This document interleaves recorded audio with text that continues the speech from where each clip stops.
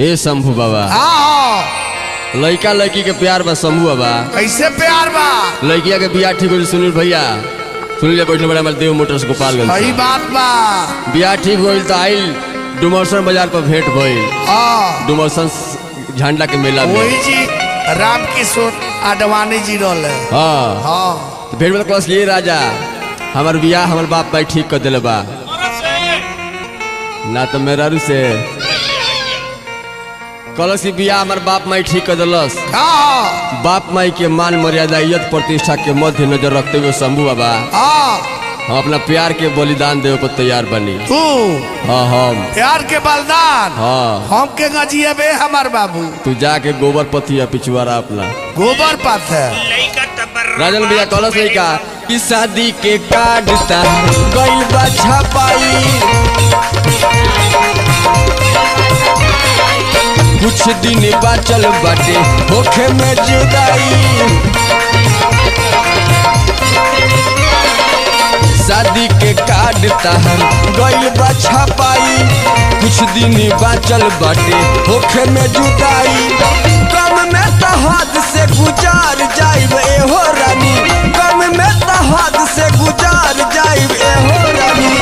त डाली देही पकी रसन तेली जार जाइब हो जदी जाइबू ससुरावा त मर जाइब हो जदी जाइबू ससुरावा त मर जाइब हो।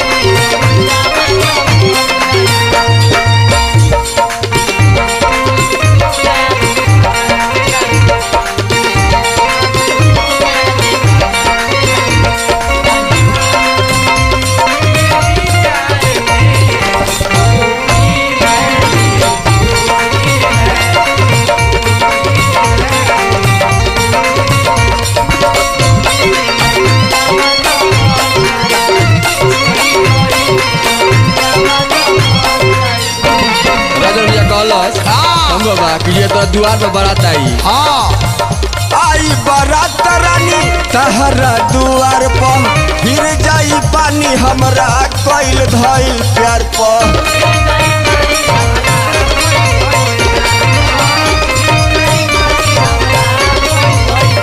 कहला ए राजन भैया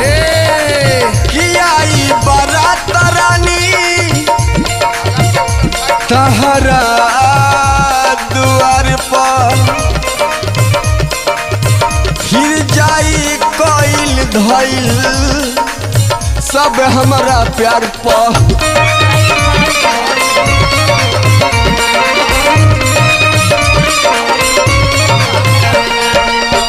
मारो में दोसर के हूँ ममिया सजई है हमारो सपनवा में आग लगी जई है।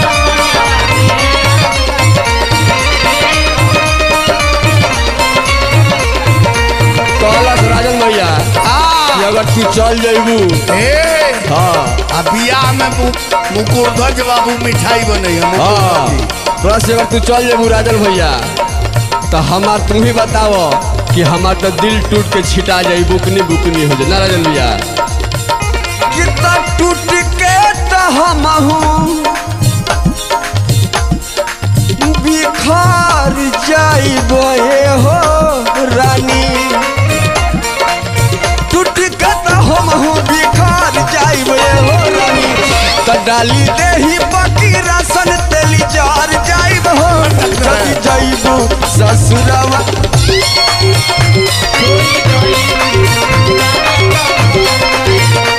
छोड़ी जाइबू ससुरावा त मर जाइब हो।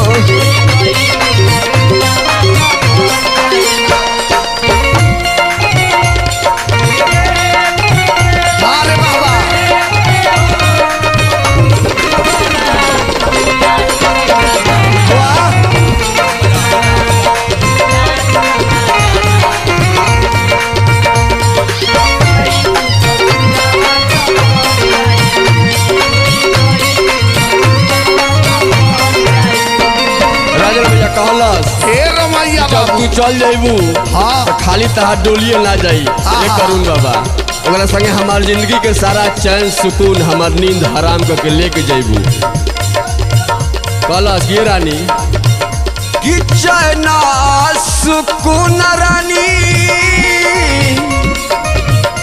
सब लेके जाइबू अभिनय विराट के तू छोड़ देबू हाथ हो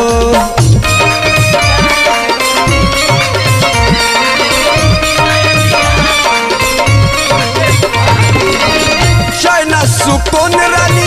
ले जाइबू साथ हो विनय विराट के तो छोड़ देबू हाथ हो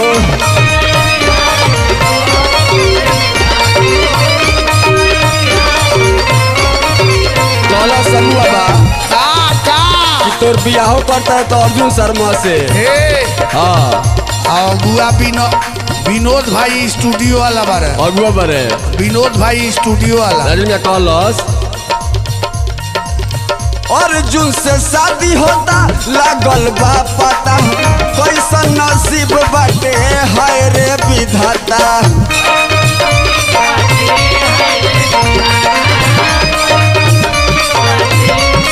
कलश ये सुनो अर्जुन शर्मा से हमरा अगर झगड़ा चलता अगर ते उनका से बियाह करबे तो जौन ते ना सोचले को हम कह दे विनोद भैया राजन भैया कि सोचले ना हो खबू तवनी कर जाइबे हो रानी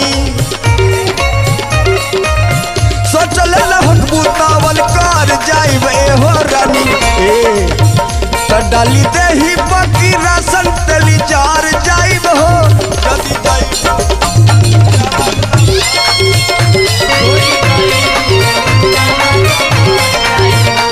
जदी जाइबू ससुरावा त मर जाइब हो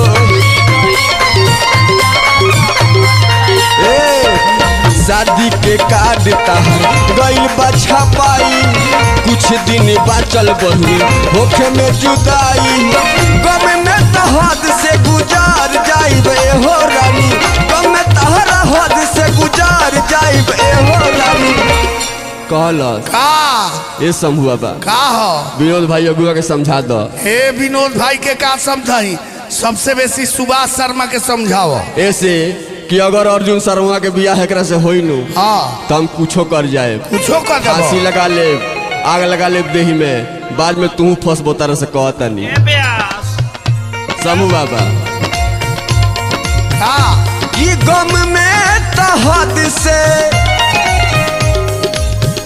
गुजार जाइब एहो रानी राजन भैया तो डाली देही बाकी राशन तेली जार जाइब हो जदी जाइबू ससुरावा